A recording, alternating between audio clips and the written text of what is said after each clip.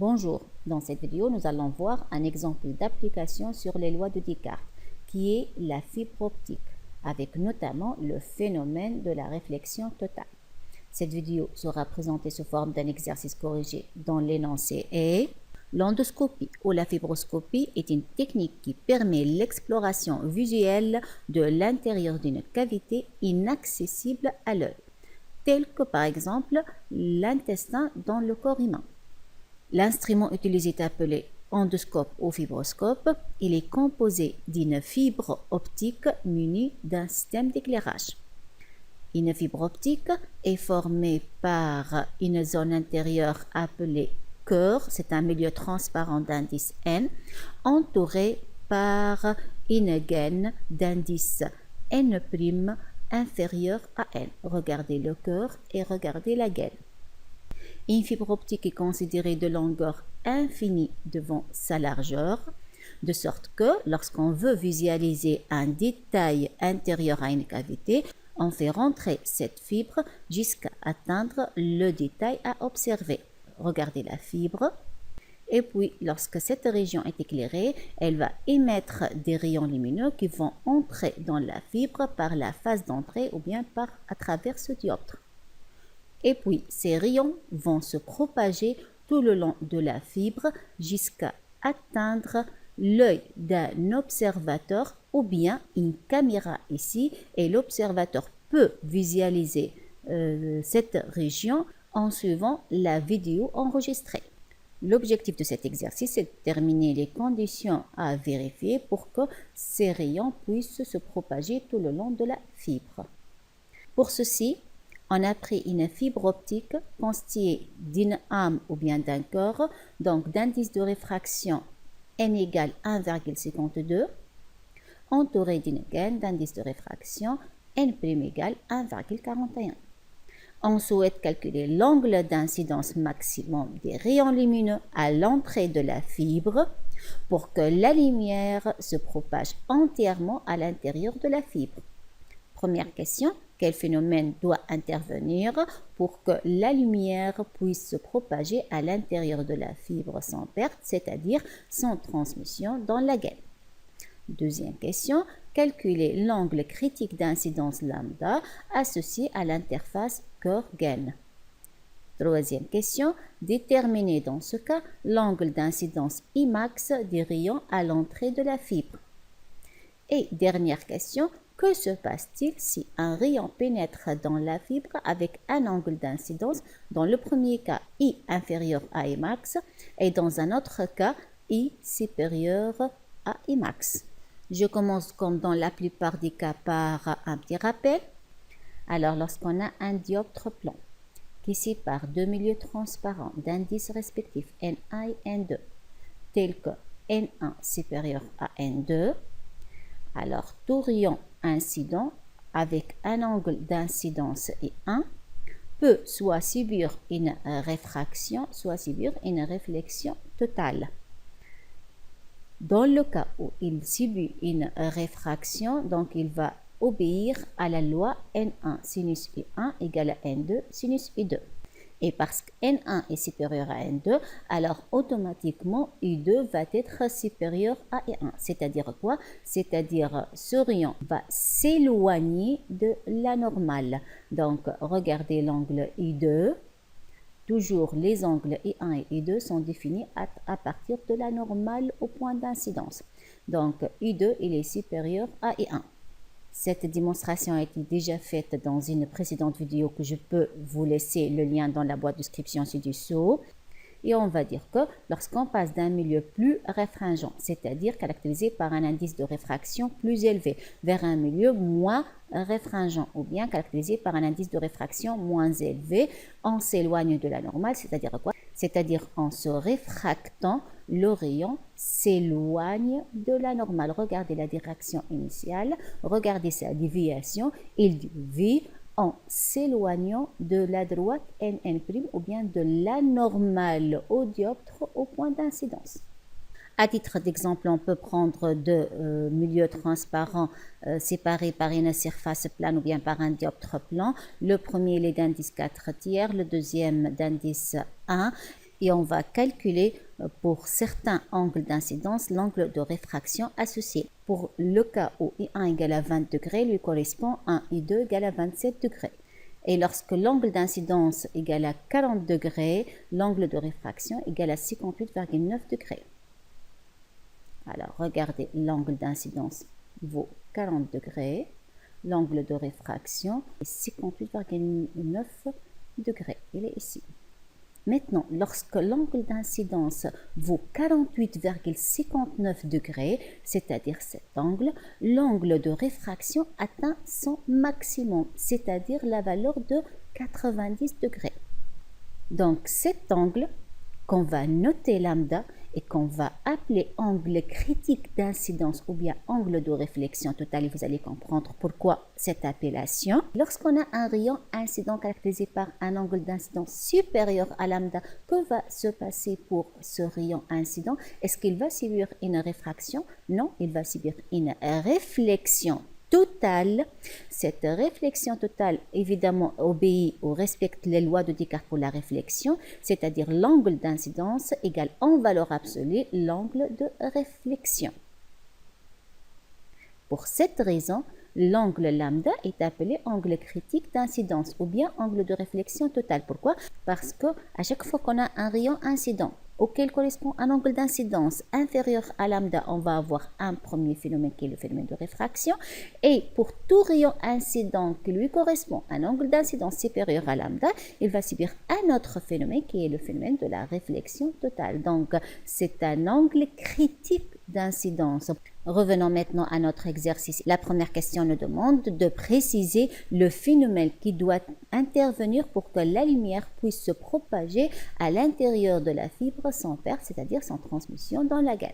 Pour ceci, on va traiter cas par cas et on va voir lequel des cas qui va nous permettre d'atteindre notre objectif, c'est-à-dire qui va permettre à la lumière de se propager tout le long de la fibre.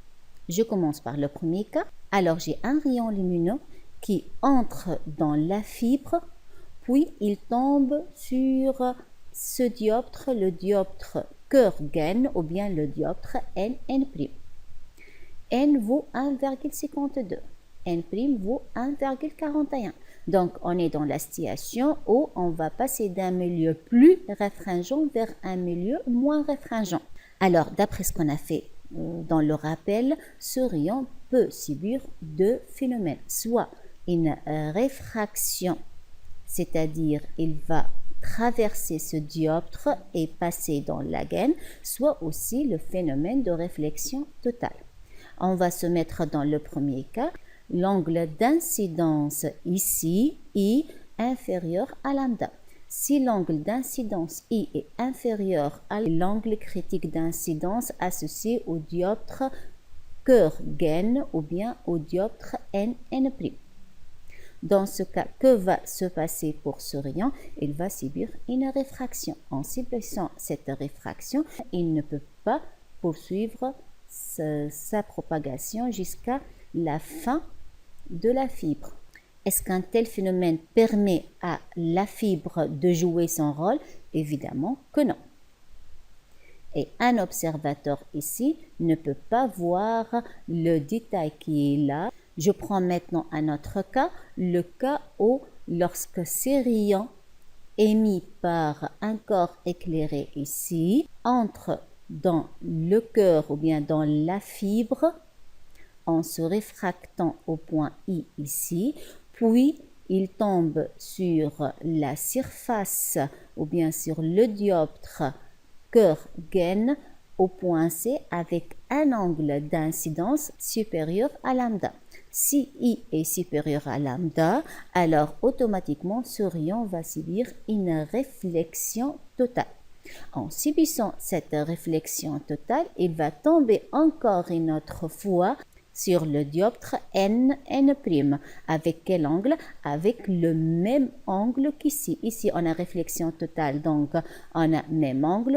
et ces deux angles, l'angle d'incidence ici et l'angle de réflexion ici, sont des angles alternaternes, sont alors égaux et par conséquent cet angle est supérieur à lambda. Il va subir encore une autre fois une réflexion totale et ainsi de suite, jusqu'à atteindre la fin de la fibre, c'est-à-dire jusqu'à atteindre l'œil d'un observateur ici ou bien une caméra. Et par conséquent, cet observateur peut observer les détails qui sont là. Donc, le phénomène qu'on doit assister ou bien qui doit être présent ou bien qui doit intervenir, c'est le phénomène de la réflexion totale. Je passe maintenant à la deuxième question. Cette deuxième question nous demande de déterminer l'angle critique lambda associé à l'interface corps-gaine. C'est-à-dire quoi? C'est-à-dire l'angle d'incidence ici auquel correspond un rayon incident et ce rayon incident subit une réfraction avec un angle pi sur 2. Je vous rappelle que l'angle d'incidence est toujours défini depuis la normale jusqu'au rayon incident. Quant au rayon de réfraction, il est défini depuis la normale au point d'incidence, c'est-à-dire ce trait discontinu bleu, jusqu'au rayon réfracté, c'est-à-dire ce trait rose. Et regardez ici, cet angle vaut pi sur 2. Alors, on sait que l'angle critique d'incidence s'écrit sin lambda égale n' sur n. Mais si même on ne se rappelle pas de cette expression, on peut la redémontrer d'une façon très rapide. Il suffit de prendre un rayon qui subit une réfraction. Alors, toute réfraction obéit à la loi de Descartes pour la réfraction qui s'écrit n sin i égale à n' sin i', avec i l'angle d'incidence et i' l'angle de réfraction. Et dans le cas où l'angle d'incidence i vaut lambda, l'angle de réfraction associé va être pi sur 2. Il suffit maintenant de remplacer i par lambda et i' par pi sur 2. On trouve n sin lambda égale à n' sin pi sur 2, sin pi sur 2 égale à 1 et par conséquent on retrouve cette expression.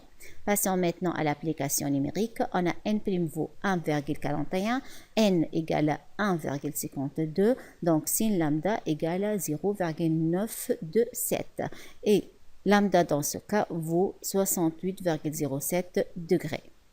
Je passe maintenant à la troisième question. Cette troisième question nous demande de déterminer l'angle d'incidence Imax du rayon à l'entrée de la fibre. C'est-à-dire quoi? C'est-à-dire il nous demande de déterminer l'angle d'incidence ici qui correspond au rayon incident qui, en se réfractant ou bien en traversant cette face d'entrée, il s'est propagé puis tombé sur le dioptre cœur-gaine au point A avec un angle d'incidence qui vaut lambda. Pourquoi la notation Imax? Vous allez voir dans la quatrième question l'origine de cette notation. Or, ce rayon a subi au point I une réfraction. Donc, au point I, on peut écrire que 1 fois sin Imax égale à n fois sin I. Alors, dans cette équation, on a Imax est une inconnue, n est une donnée, mais I2 est une inconnue. Est-ce qu'on peut déterminer I2? Oui, évidemment, en considérant le triangle AIB. B étant le projeté orthogonal du point A sur l'axe de la fibre. Dans ce triangle, on a la somme des angles égale à 180 et par conséquent, I2 plus lambda égale à 90 degrés ou bien I2 égale 90 degrés moins lambda.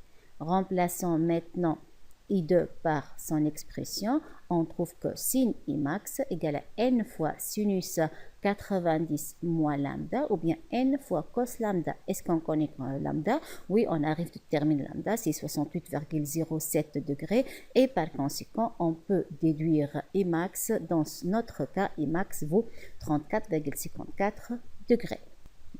Que se passe-t-il maintenant si un rayon pénètre dans la fibre avec un angle d'incidence I inférieur à Imax? C'est-à-dire, on a un rayon incident auquel correspond un angle d'incidence I inférieur à Imax. Si I inférieur à Imax, donc ce rayon va se réfracter avec un angle de réfraction I3 qui va être automatiquement inférieur à I2. Je vous rappelle que I2 étant l'angle de réfraction qui correspond à l'angle d'incidence Imax. Ce rayon réfracté maintenant devient un rayon incident pour le dioptre cœur-gaine ou bien pour le dioptre NN'. Le point d'incidence étant C et l'angle d'incidence, on peut le déterminer en traçant la normale au point d'incidence C. Comparons maintenant I4 à lambda. On a dans le triangle CDI, avec D étant le projeté orthogonal du point C sur l'axe du dioptre. La somme des angles égale à pi sur 2 et par conséquent, l'angle I3 égale à pi sur 2 moins I4. Et comme on a I2 égale à 90 moins lambda et I3 inférieur à I2, par conséquent, I4 va être supérieur à lambda. Donc ici, on a un angle d'incidence ou bien on a un rayon incident avec un angle d'incidence supérieur à lambda. Que va subir le rayon IC? Automatiquement va subir une réflexion totale. Et par conséquent, le phénomène qu'on va assister sont des réflexions totales successives avec même angle d'incidence comme on a expliqué pour la première question. Et ainsi, le rayon va quitter ou bien va atteindre la phase de sortie de la fibre. Et l'observateur ici est maintenant capable de visualiser le corps qui existe ici. Donc, lorsqu'on a un angle d'incidence inférieur à Imax, on a le phénomène de réflexion totale et ainsi la fibre atteint son objectif. Que se passe-t-il maintenant si au rayon qui pénètre dans la fibre correspond à un angle d'incidence I supérieur à Imax? On va voir maintenant. Donc pour I supérieur à Imax, c'est-à-dire cette situation. Comme I est supérieur à Imax, donc l'angle de réfraction I3 qui correspond au rayon réfracté associé va être supérieur à I2. Ce rayon réfracté devient un rayon incident pour le dioptre NN'. Il va lui correspondre un angle d'incidence I4 qui, d'après le même raisonnement qu'avant, puisque I3 plus I4 égale à pi sur 2, ici I2 plus lambda égale à pi sur 2, comme I3 est supérieur à I2, il vient alors que I4 va être inférieur à lambda, même raisonnement qu'avant. Si I4 est inférieur à lambda, donc ce rayon va subir au point C une réfraction. En subissant une réfraction, donc il va entrer dans la gaine et en se réfractant, il va être incapable d'atteindre la phase de sortie, d'atteindre l'œil d'un observateur ou bien une caméra ici. Donc cet observateur ne peut pas voir le corps qui est là. Alors, je vais m'arrêter à ce niveau et à la prochaine. Merci.